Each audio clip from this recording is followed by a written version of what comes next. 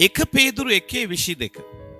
බොහෝ දෙනෙක් තම තමන්ගේ මිතුරන් උදෙසා තම පවුලය උදෙසා හෝ නෑදෑයන් උදෙසා ප්‍රේමය දැක්වීමට ආසා කරයි. ඒ උදෙසා තම ජීවිතයේද පූජා කරන පිණිස කටයුතු කරනවා අපි දැක ඇත්තෙමු. සමහර විට අනුන් උදෙසා ප්‍රේම කරන්නට කිසිවෙක් නැති අවස්ථා අපි දැක ඇත්තෙමු.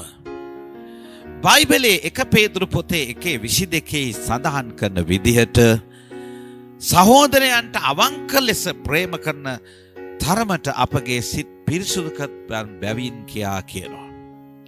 හදපතුලෙන් නගින ප්‍රේමයකින් අපි එකිනෙකනාට ප්‍රේම කරන්න කියා එහි සඳහන් කරනවා.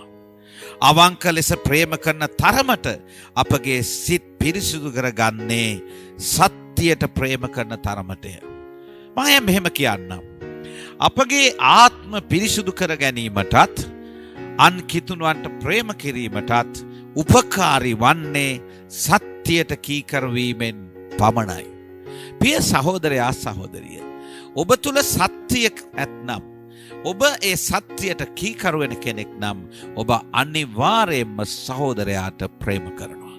සහෝදරයන්ට ප්‍රේම කරන්නේ නැති අය කිලුටු මිනිස්සු. අපවිත්‍රකම, වෛරය, කෝපය, තිත්තකම, සමාදානය නැතිකම, තරහ, පලිගැනීම වැනි දේවලින් ප්‍රේම නොකරන මනුස්සයාගේ ආත්මය කිලුටු වෙනවා.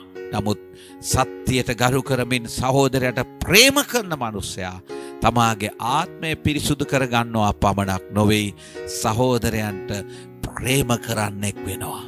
ප්‍රේම කරමු, පවිත්‍ර වෙමු, නිදහස් වෙමු. ජයග්‍රාහී දවසක් ඔබට. ජේසු පීඩයි.